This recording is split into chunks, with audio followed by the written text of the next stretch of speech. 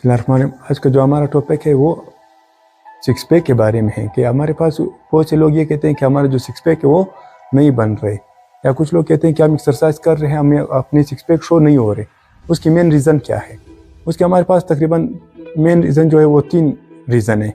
3 reason कौन से? पहला तो ये है कि हम लोग एक्सरसाइज सही से नहीं करते, जो हमारी एक्सरसाइज की एंगल है वो सही नहीं होती, और दूसरा ये कि हम उसके साथ जो डाइट है वो डाइट सही नहीं कर रहे होते, और उसके साथ जो हम लोग रेस्ट है, सिर्फ ये नहीं कि आप एक्सरसाइज कर रहे हो पैक की तो आपके पैक बनेंगे। जितना आप एक्सरसाइज पे फोकस करते हो उतना ही आप रेस्ट पे भी फोकस करोगे। जब मसल को रेस्ट ही नहीं मिलेगा तो मसल ग्रो नहीं करेगा। और उसके बाद हमारे पास आती है तीसरी चीज़, वो है फैट। अब हम सिक्स पैक बना भी लेते हैं, हम एक्सरसाइज करते हैं, हमारे पैक बन जाते हैं, हमारे जो एब्स है वो बन जाते हैं, लेकिन वो शो नहीं होते। अब शो क्यों नहीं होते? शो इस वजह से नहीं होते क्योंकि उन पे फैट मौजूद होता है। दरअसल वो तो बने होते हैं, जो फैट के मसल, सिक्स पैक के मसल है, सिक्स पैक में मसल, एब्स के मसल बने होते हैं, लेकिन वो क्या है, शो नहीं होता। शो किस वजह से नहीं होता? क्योंकि उस पे फैट मौजूद होता है। अगर हम लोग फैट को कम करें, जो तकरीबन तब विजिबल होते हैं एब्स जब बॉडी फैट हमारे पास 7% हो, 7%, तब हमारे पास जो एब्स है वो फुली शो होते हैं, विजिबल होते हैं। तो अब उसको किस तरह कैलकुलेट करना है फैट को, या किस तरह मालूम करना है कि हमारी बॉडी की जो परसेंटेज है फैट की वो कितनी है, वो इंशाल्लाह वो कैलकुलेशन मैं अगली वीडियो में आप लोगों को बताऊंगा। अब हमारे पास वर्कआउट तो हम करते हैं, लेकिन उसमें मसला मेन क्या रहा होता है, हम ये करते हैं कि हम लोगों को पता नहीं होता कि कौन सा एक्सरसाइज किस एब्स के लिए। यानी कि अभी हमारे पास वर्कआउट कर रहे होते हैं जो कि सिर्फ हमारे जो है अपर एब्स वो टारगेट हो रहे होते हैं।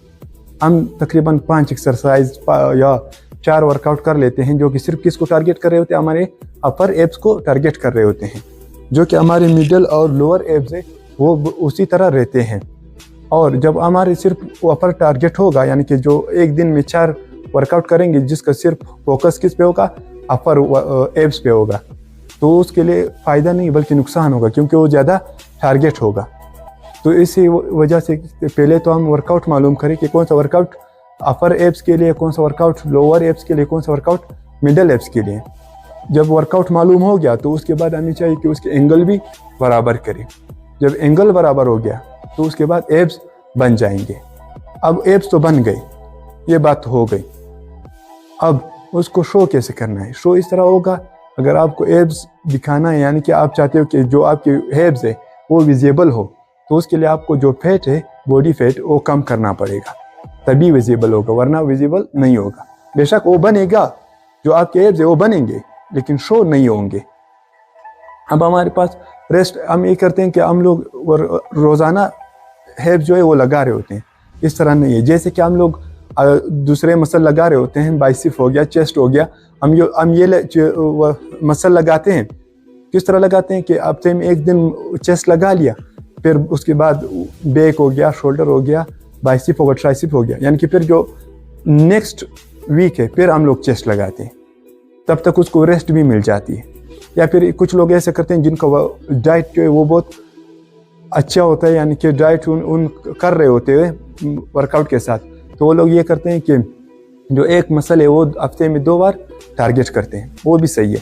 लेकिन हम लोग क्या करते हैं कि जो नए लड़के आए होते हैं वो एब्स के शौक में होते हैं, लगातार 1 हफ्ता लगातार वो लगा रहे होते हैं एब्स, क्या हमारे जल्दी बनेंगे, इससे जल्दी नहीं बनेंगे और ख़राब होंगे। अब इस वीडियो में तो इस बारे में हो गया कि हमारी जो एब्स है वो क्यों नहीं बन रहे, और या बन गए तो क्यों शो नहीं हो रहे। इस वीडियो में तो इस बात पे, इस मसले पे बात हुई है हमारी। लेकिन इंशाल्लाह अगले वीडियो में हम इसके जो वर्कआउट है, अपर एब्स हो गए, लोअर एब्स हो गए और मिडल एब्स हो गए, इंशाल्लाह उसके मैं वर्कआउट भी बताऊंगा अगली वीडियो में इंशाल्लाह।